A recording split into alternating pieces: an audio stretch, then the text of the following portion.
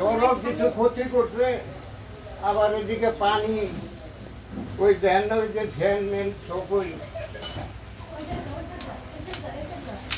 এই যে ধ্যান কম্বল মঙ্গল যাবে কিছু কি হাল অবস্থা। আপনি কি এখানে একা থাকেন? না না, ফ্যামিলি সহকারে। আপনার ফ্যামিলি কোথায় এখন? ওয়ালটন ফ্রিজ কিনে অনেকের মতো আপনিও হয়ে যেতে পারেন মিলেনিয়াল। সেরা পণ্যের সেরা অফার।